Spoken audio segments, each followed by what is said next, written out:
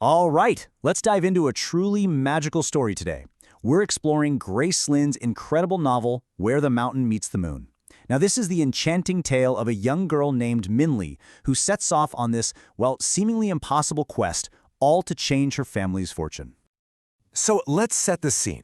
Our story kicks off right here at a place called Fruitless Mountain, and the name says it all. It's a place where absolutely nothing grew, right next to a village the color of dried-out mud. You can just feel the hardship, can't you? It's a land just soaked in longing. And right at the heart of all this bleakness is our hero, this one young girl, Minli. Her entire journey is about asking a single question of the legendary Old Man of the Moon. But what's amazing is that this one little question, well, it ends up transforming everything, not just for her, but for the land itself. Okay, so first up, a girl's impossible quest. Let's get right into who Minli is and, what was the spark that sent her off on this extraordinary adventure in the first place. You've got to understand, Minli was basically living in two completely different worlds. Her reality, a small house in that mud village, barely enough rice to eat, and the constant sound of her mother's tired sighs filling the air. But then, at night, her father, Ba, would weave these amazing stories. He'd create this whole other world filled with mythic dragons, incredible quests, and the all-knowing Old Man of the Moon. So what did her family have to their name? Just this. 2 copper coins. That's it. That was their entire family fortune, kept safe in a little blue and white rice bowl, the only thing she had from when she was a baby. Then one day, a man comes to the village selling goldfish, claiming they bring good fortune. And Minli, in this moment of just pure hope and impulse, spends one of her 2 precious coins on a single fiery orange fish. She's just so desperate to change their lives and finally silence her mother's sighs. Later that night, though, she feels guilty. So she takes the fish to the river to set it free. And, to her total astonishment, it speaks to her. Yeah, a talking goldfish. It thanks her and, in return, reveals the path to Never-Ending Mountain, the home of the Old Man of the Moon. And just like that, her quest begins. So, with directions from a talking goldfish, Minli journeys into a vast forest. She thinks she's traveling all alone, but she's about to make a friend who is going to change her quest forever. She's following what she thinks is a stream of water, but it tastes salty. And that's when she finds him, this magnificent, brilliant red dragon, the color of a lucky lantern, completely bound by ropes, and just weeping. His tears had literally formed the lake she was wading through. After Minli frees him, the dragon, whose name is simply Dragon, reveals his deepest, most painful secret.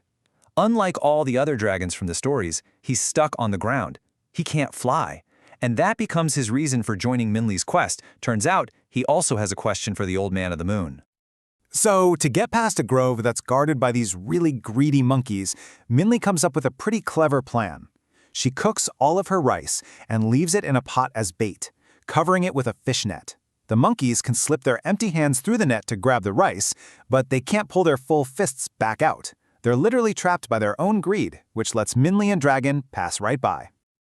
Their journey then leads them to the grand city of Bright Moonlight. For this part, Minli has to enter all by herself to find a very mysterious item that's absolutely essential for the next leg of their journey.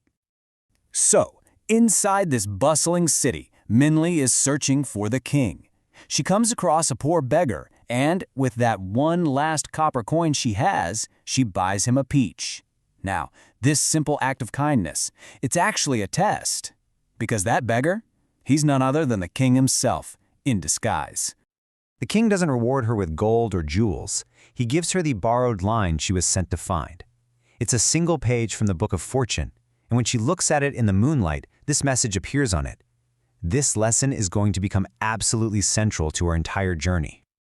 Okay, here we go. Armed with the borrowed line and another clue that Dragon found, they are finally approaching their destination.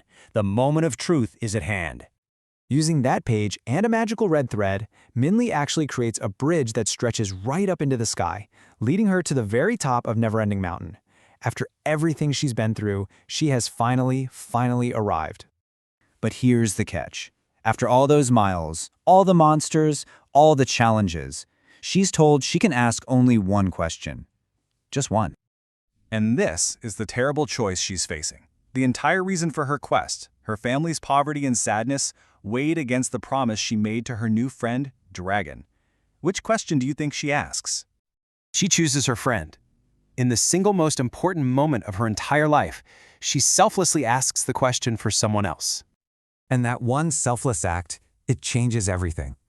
The answer to her question, and the one she never even got to ask, unfolds in the most magical way possible. This is where we learn the true meaning of fortune. So, what was the big secret? The Old Man of the Moon reveals a surprisingly simple answer. There was a heavy stone ball on Dragon's head, and it was just weighing him down. That's it. Minli returns to her friend, pulls the stone free, and watches as Dragon is finally, wonderfully able to fly. As Dragon soars into the sky, he flies Minli home. When they arrive, he feels this unexplainable pull toward Fruitless Mountain. He lands, and the barren mountain instantly just blooms with life and color. It turns out Dragon was born from the mountain itself. He is a child of the Jade Dragon, and by returning home, he healed her broken heart. You see, in the end, Minli never had to ask how to change her family's fortune. By choosing friendship and gratitude over her own personal gain, she received a fortune far greater than she ever could have imagined.